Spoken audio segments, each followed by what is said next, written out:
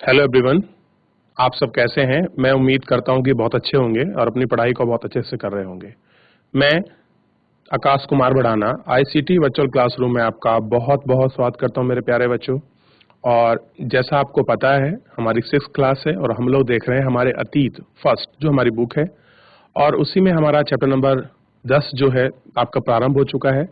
एक लेक्चर हम लोग अपने चैप्टर का अभी तक कर चुके हैं। चैप्टर का नाम है हमारा नए साम्राज्य और राज्य। हम इस चैप्टर के अंतर्गत जब आपका स्टार्टिंग करे थे और मैं आपको बताया भी था कि हम एक छोटी सी कहानी के साथ अपने टॉपिक को शुरू करते हैं, अपने लेसन को शुरू करते हैं और चीज़ों को हम लोग आपका उससे जोड़कर आपका समझने की कोशिश करते हैं। ठीक है बच्चों। अब देखिए, हमने सबसे पहले पढ़ा था जब हमारा चैप्टर आपका प्रारंभ हुआ था कि आपकी परिस्थितियां क्या होती हैं। ठीक उसके लिए हमने जाना कि कोई आपका राजा अपनी प्रशंसा के बारे में जो आपका लिखवाता था, उनको हम लोग क्या क्या बोलते थे बच्चों? हम उन्हें आपका प्रशस्ति आपका बोलते थे। जैसे हमने शुरू में देखा था कि अशोक ने जो आपका जो बच्चों मौर्य साम्राज्य का महान शासक के रूप में थे, अशोक, उनके बारे में हमने पढ़ा था कि उन्होंने अशोक ने अभिलेख लिखाने की कला को आपका प्रचलित किया था।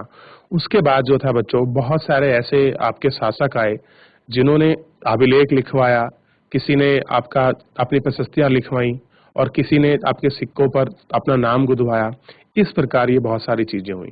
देखिए, इन सारी चीजों के माध्यम से हमें क्या पता चलता है कि हमारे अब तक पास्ट में, हमारे अतीत में कौन सा शासन काल रहा है, क्या आपका राजवंश था, उस राजवंश के कौन कौन से राजा थे, कैसी उनकी आपका शासन पद्धति थी।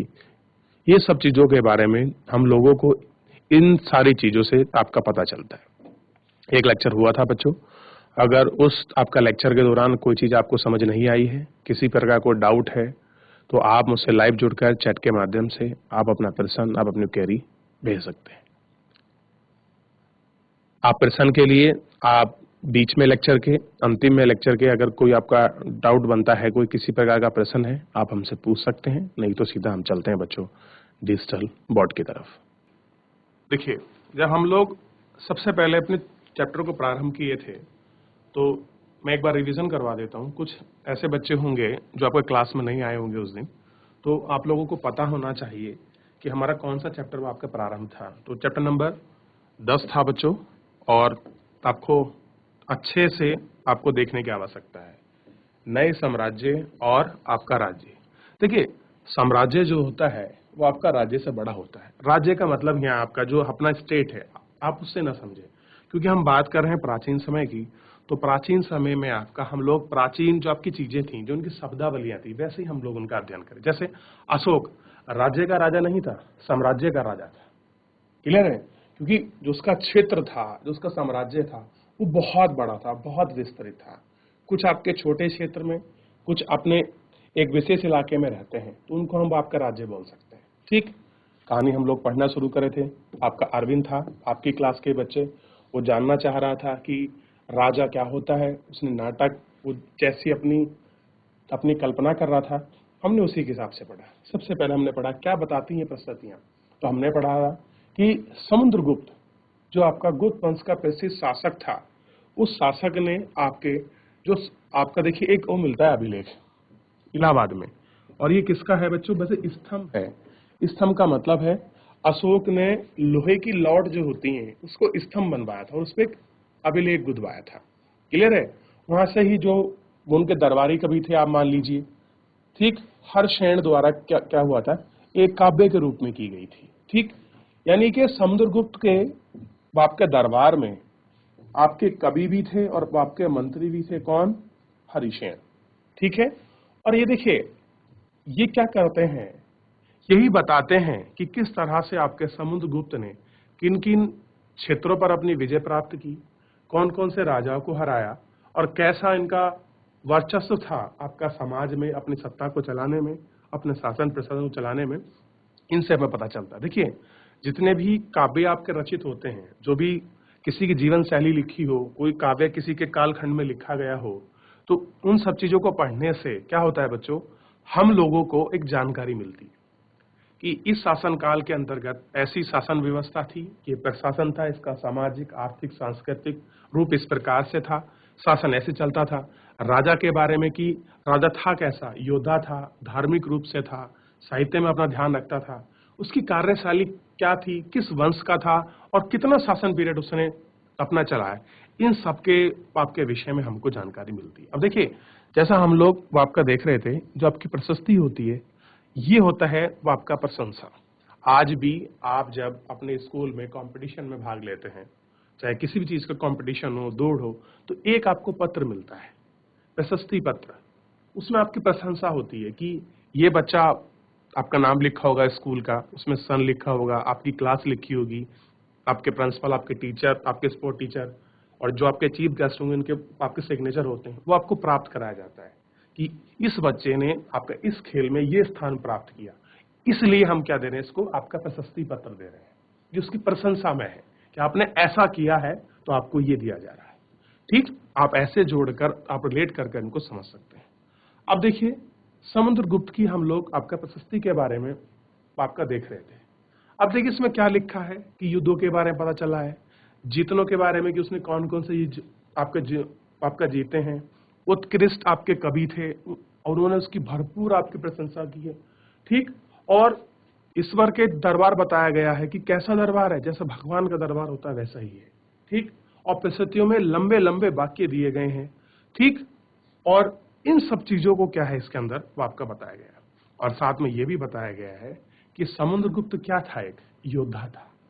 ठीक, योद्धा के बारे में देखिए, कोई भी शासक हो, जितना बड़ा वो आपका योद्धा होगा, उसका शासन उतना ही आपका फैलेगा। क्योंकि आप देखते हैं आज के समय में तो नहीं है ऐसा, क्योंकि लोकतांत्रिक वो आपकी प्रक्रिया है, हर देश में अपने अपने अलग अलग रूप है, हमारे देश में है।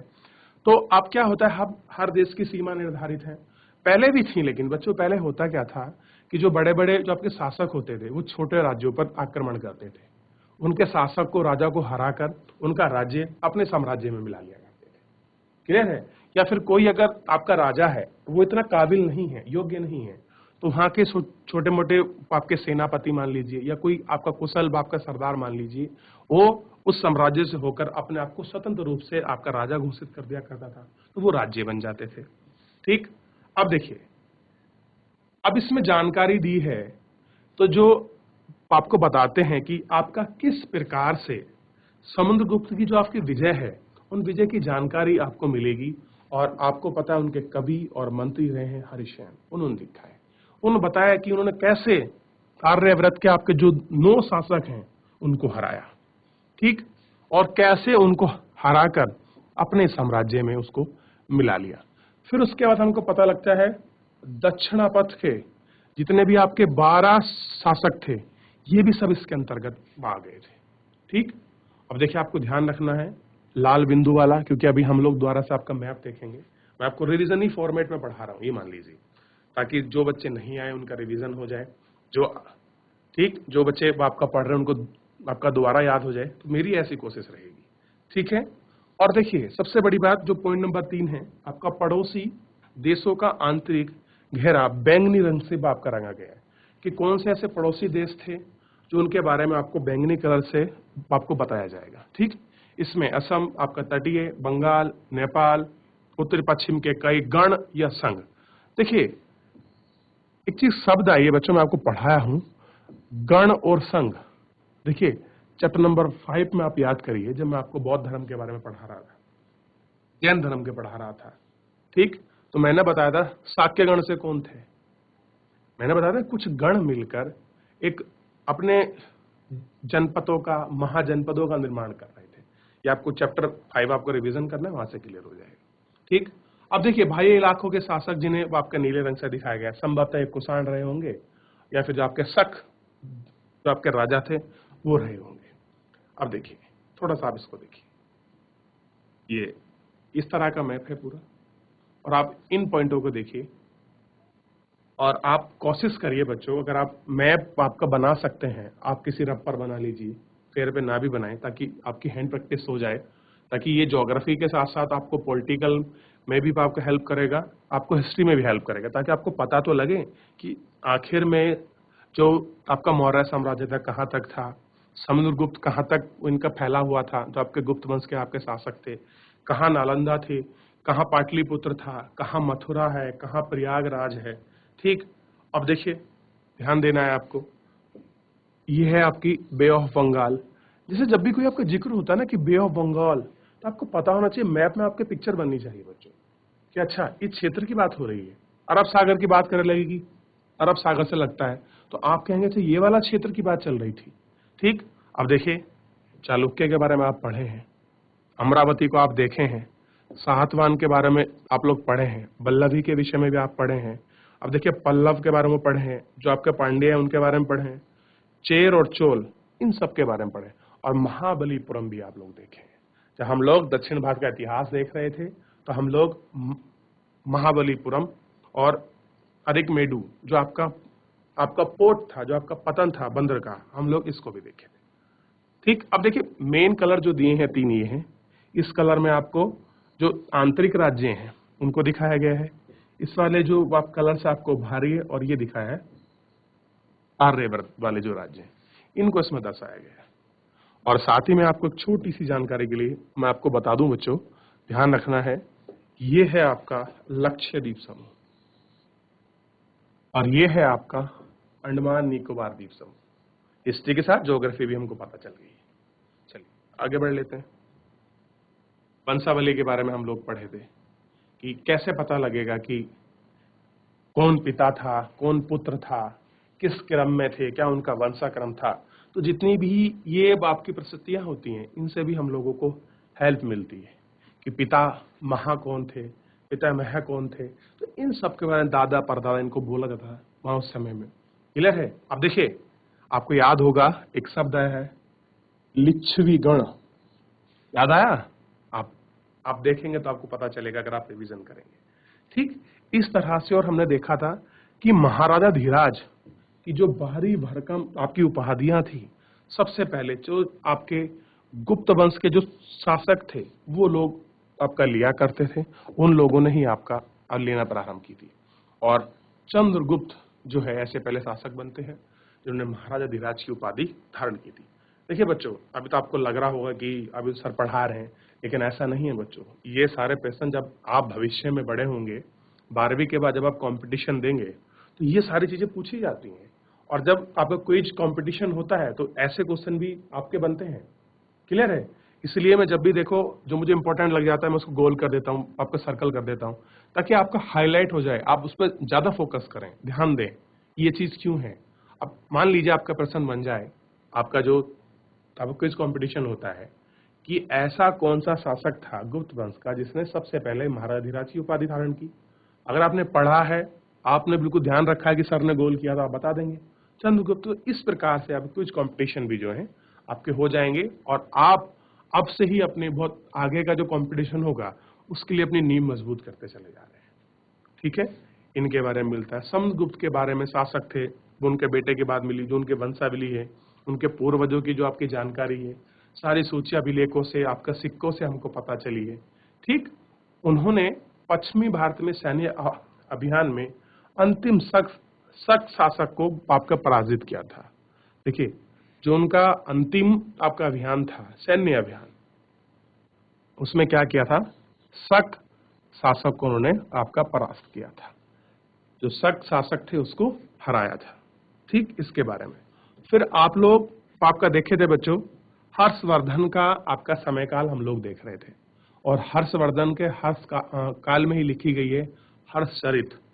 क्लियर है? और जैसा मैं आपको बताया था कि हर्षचरित के जो आपके रचयिता हैं उनके ही वो आपके दरबारी कवि थे बाणभट्ट। ठीक है, कौन थे? बाणभट्ट। अब बता रहे हैं कि जैसे आपके गुप्त वंश के बारे में लिखा गया है ऐसे ही हर्षवर्धन के बारे में भी लिखा है। ठीक, और बता रहे हैं कि जो ये आपका बच्चों बाणभट्ट ने कब लिखी है, लगभग 1400 साल पहले संस्कृत में। ये क्या है? संस्कृत में उनकी जीवनी है, ये उनके जीवन के बारे में लिखा है। इसका नाम है हर्षचरित्र। क्लियर है? जिसमें हर्षवर्धन की वंशावली के बारे में, उनकी पूरी चीजों के बारे में कि कौन व्यक्ति इनके शासनकाल में आया, शासनकाल क्या रहा, वहां किससे युद्ध करा, कैसी नीतियां थी, इन सब विषय के बारे में हमको पूरा बहुत अच्छे से वो आपके विस्तृत से हम इन्हें जानकारी मिलती है। ठीक, कैसे इनकी मृत्यु हुई, कौन आक्रमण कर रहा था, कैसे उन्होंने कन्नौज पर अपना अधिकार किया, मगध के विषय में हम लोग पढ़े थे कि मगध की क्या स्थिति थी। इन सब चीजों को हम लोग एक एक करके आपका स्टेप बाय स्टेप सारी चीजों को बहुत अच्छे से पढ़ रहे थे, इनको समझ रहे थे, देख रहे थे। ठीक, अब देखिए हम लोग ये देखे थे जो आपके पहलव थे चालुक्य और पुलकेशियन आपका द्वितीय की आपके प्रशस्ति के बारे में हम लोग आपका पढ़े थे कि इनका क्षेत्र कहां से कहां तक फैला हुआ था। जैसा आपको पता है कि पहलव हो गए, चालुक्य हो गए, दक्षिण भारत के सबसे महत्वपूर्ण, ध्यान दीजिए, राजवंश थे। ठीक, और आपको पता होगा कि पहलवों की राजधानी क्या थी, कांचीपुरम। और कांचीपुरम किसके लिए फेमस है, साड़ियों के लिए बहुत फेमस है बच्चों, आपको पता होना चाहिए। और जो उनके क्षेत्र में कौन कौन से आते थे, जो आपका कावेरी नदी का जो आपका डेल्टाई रीजन है, वो आपका डेल्टा ही रीजन इसमें आता था, फैला था। यानी कि जहां तक कावेरी नदी का डेल्टा क्षेत्र फैला था वहां तक पल्लवों का शासक था। जबकि चालुक्य का कृष्णा और तुंगभद्रा नदियों के बीच जो आपके चालुक्य शासक थे, अगर आप उनके साम्राज्य क्षेत्र को देखेंगे तो आपको पता चलेगा कि जो आपकी कृष्णा नदी है, जो आपको तुंगभद्रा नदी है, उसके बीच का जो क्षेत्र था वो किनका रहा, चालुक्यों का रहा। ये भी हम लोग आपका देख चुके थे। ठीक, इनकी राजधानी को हम लोग देख रहे थे, ऐहोल थी, प्रमुख आपका व्यापारिक आपका केंद्र था। आप मैप पर जाइए, वापस को देखिए, आपको स्पष्ट रूप से दिखाई देगी। ठीक, और हमको ये भी पता लगा कि चालुक्य वंश का जो सबसे प्रसिद्ध शासक था पुलकेशियन सेकंड, उसके बारे में भी आप पढ़ सकते हैं कि रवि कीर्ति उनके क्या थे, आपके दरबारी कवि थे। इनके विषय में हम लोग आपके पढ़ रहे थे। फिर हमने देखा कि जो भी आपके राज्य होते थे, इन राज्यों को चलाने के लिए शासन कैसे आपका चलता था। मान लीजिए कोई स्टेट है, कोई राज्य है, और हम तो बात करें प्राचीन समय में, हमारा जो पास्ट में हिस्ट्री हो गई है, जो आपकी प्राचीन चीजें हैं, तो उस समय जो आपका कोई राज्य साम्राज्य था वो कैसे चलता होगा, क्या व्यवस्था होंगी, उसके बारे में, उन व्यवस्था की आपको थोड़ी बात करनी थी। क्योंकि इस समय आपको पढ़ा चुका था कि कुछ पद ऐसे थे कि जहाँ जो आपके वंशानुगत थे कि अब पिता है फिर उसका पुत्र वहाँ काम करेगा, और सबसे छोटी जो आपकी प्रशासनिक जो आपकी इकाई थी वो गांव थी। ठीक है, और आर्थिक, सामाजिक और सैन्य फैसले वाले के लिए समर्थन जुटाना पड़ता था, और इस प्रकार से ही क्या था, शासन चलता था। और कभी कभी कोई व्यक्ति आपका महत्वपूर्ण पदों पर भी कार्य करते थे। अब जैसे हरिशेन के बारे में आपका उल्लेख किया है कि ये क्या थे, महादंड नायक थे और कुमार मात्य अर्थात एक महत्वपूर्ण मंत्री भी थे, सारे चीज थे। ठीक है, संधि विग्रहक भी थे और युद्ध शांति के विषय का भी आपके मंत्री थे। यानी कि बहुत सारे डिपार्टमेंट इनके पास थे। यानी कि जैसे आज हमारे यहाँ कैबिनेट होती है ना बच्चों, स्टेट में भी होती है, आपका सेंट्रल में भी होती है, उसी टाइम में जो आपका राजा हुआ करते थे, उनके पास भी अपने अपने मंत्रालय विभाग मिले हुए थे, उसके मंत्री थे। और जब भी राजा या शासक जो भी उनसे आपकी सलाह लेता था, वो आपको बताते थे कि आपको ऐसा करना चाहिए, इस क्षेत्र में अगर आप ऐसे करेंगे तो युद्ध क्षेत्र में ये इम्पैक्ट होगा इसका, ये इसकी पॉजिटिव चीजें, ये इसकी नेगेटिव, तो इस तरह की सारी चीजें होती थी और मिलकर ही ये लोग आपका शासन चलाते थे। अब देखिए व्यापारी वहाँ काफी ले रहे होंगे तो टैक्स उनसे ले जाता होगा, जो लोग आपका एग्रीकल्चर करते होंगे, आपका कृषि करते होंगे, उनसे कर के रूप में कुछ अनाज जो है उपज के तौर पर उनसे ले जाता होगा।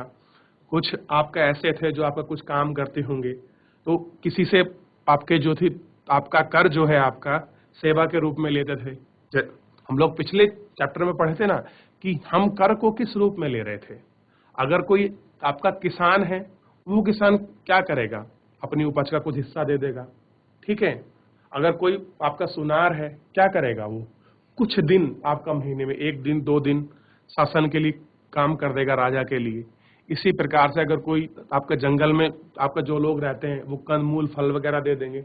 तो इस प्रकार से ही पूरा मिलजुल कर आपका सिस्टमेटिक वे से उनका शासन आपका चलता था, उनको देखते थे। आज हम लोगों को यहाँ से आगे बढ़ना है और इसमें हम लोग को देखना है, देखिए, एक नए प्रकार की सेना।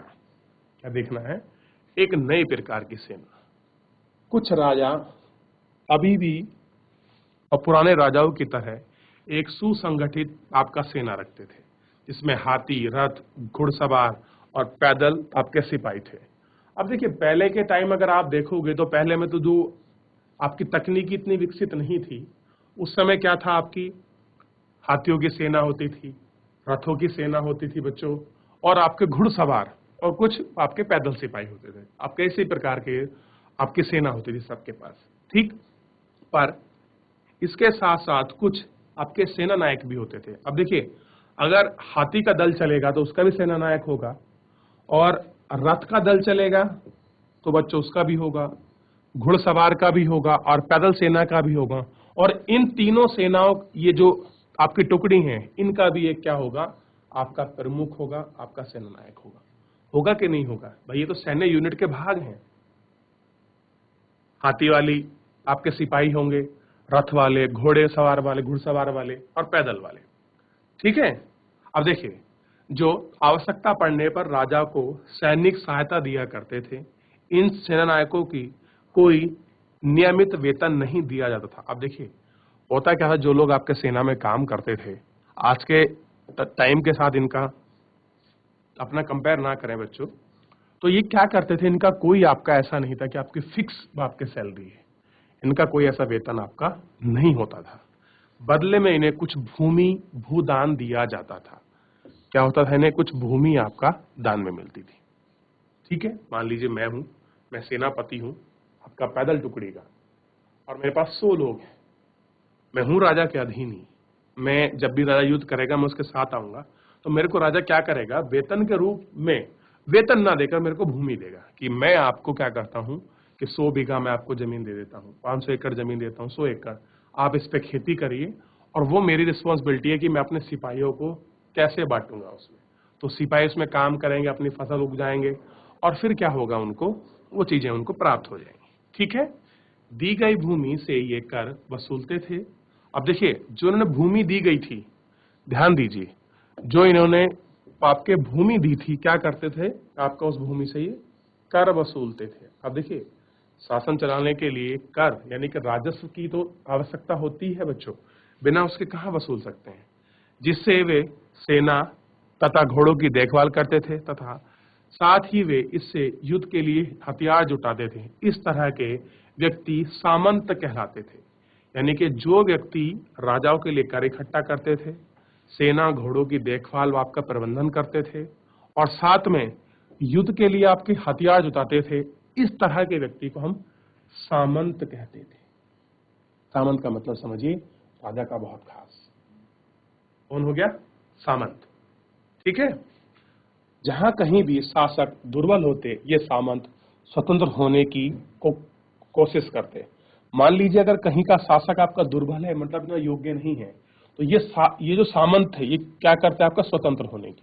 और अगर शासक मजबूत है तो क्या करते थे, उसका अधीन रहकर उनकी सहायता करते थे, उनके साथ चलते थे।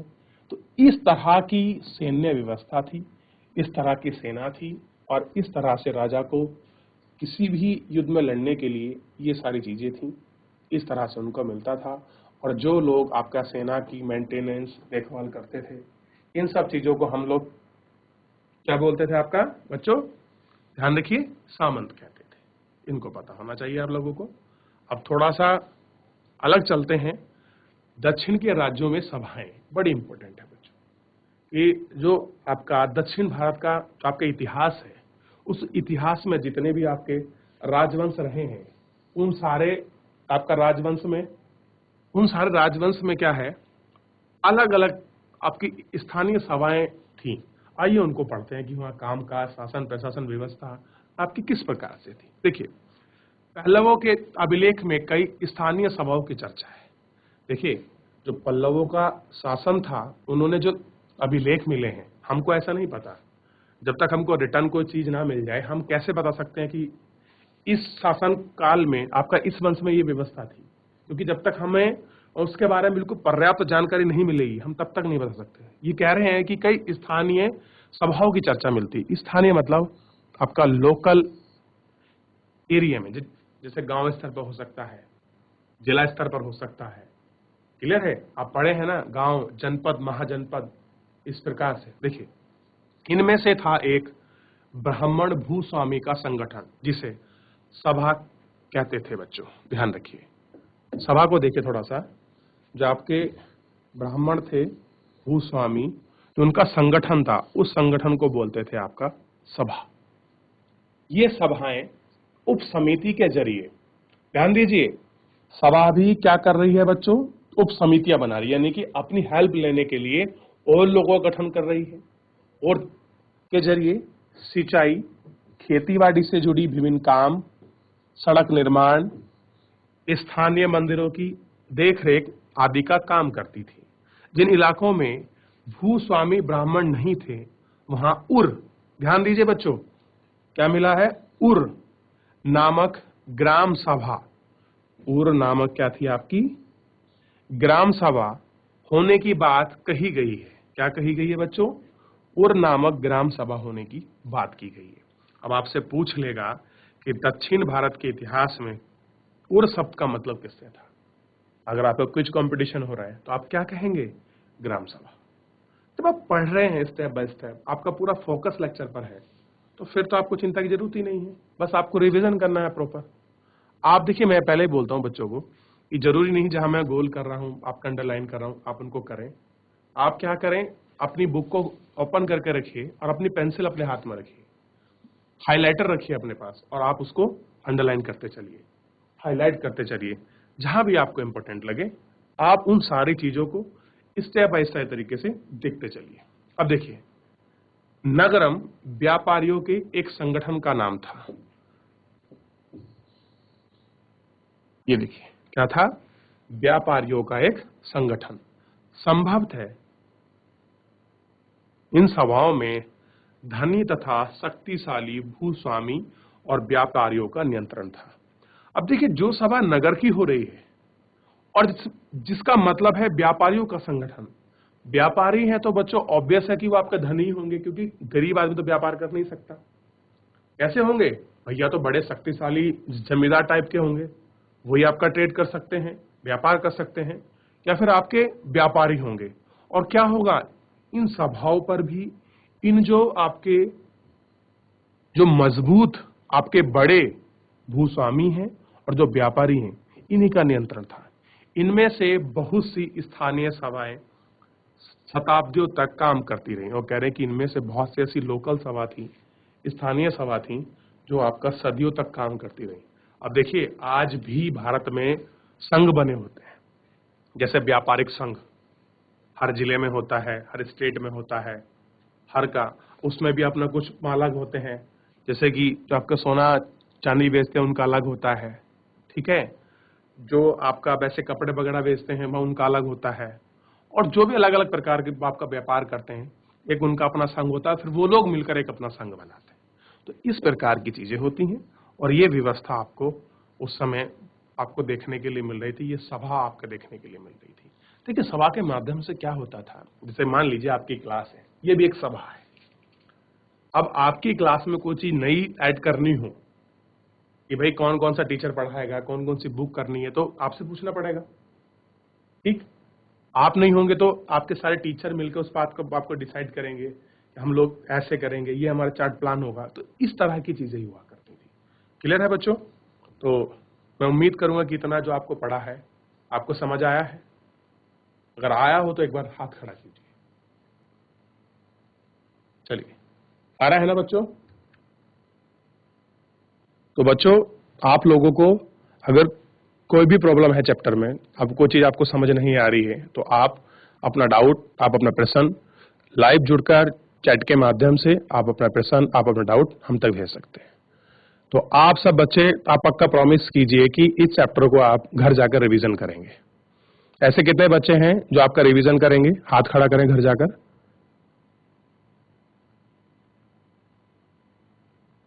बहुत बढ़िया। अच्छा, एक बताइए, आप लोग केवल यही हाथ खड़ा करते हैं, घर जाकर पढ़ते भी हैं? तो बच्चों, घर जाकर जरूर पढ़िए। देखिए, आप ये ना समझे कि हम लोग यही पढ़ लिया, सर ने हमको समझ आ गया है, अब हमें जरूरत नहीं है, ऐसा नहीं है बच्चों। आपको प्रॉपर, हाथ नीचे कर लीजिए सब लोग, बच्चे हाथ नीचे कर लें। आप लोगों को घर जाकर एक बार पढ़ने की आवश्यकता है, ताकि आपको अपने पास से जब आप उसको रिकैप करेंगे, आप उसको याद करेंगे, तो कुछ चीजें ऐसी हैं शायद आपको समझ ना आए, आपको छूट जाए, आपके माइंड से मिस हो जाए। तो ये सारी चीजें जब होंगी तो हम हैं उसके डाउट के लिए। आपके टीचर्स हैं, आपके सहपाठी हैं, आप उनसे पूछ सकते हो कि मैं ये पढ़ रहा था, मेरे को समझ नहीं आ रहा, आप मेरे को बता दो। वो बताएंगे, नहीं तो हमें हेल्प करने के लिए आप हमसे पूछें। आप आप अगर इस प्रकार से करेंगे तो आपकी पढ़ाई बहुत अच्छी होती चली जाएगी। और यही है स्मार्ट स्टडी का तरीका जो आज की मांग है। तो बच्चों, आज के लेक्चर को यहीं विराम देते हैं। मिलते हैं कल आपकी नई ऊर्जा के साथ। तब तक के लिए अपना ध्यान रखिए, स्वस्थ रहिए और अपनी पढ़ाई को बहुत अच्छे से करते रहिए। मुझसे जुड़ने के लिए आपका बच्चों बहुत बहुत धन्यवाद।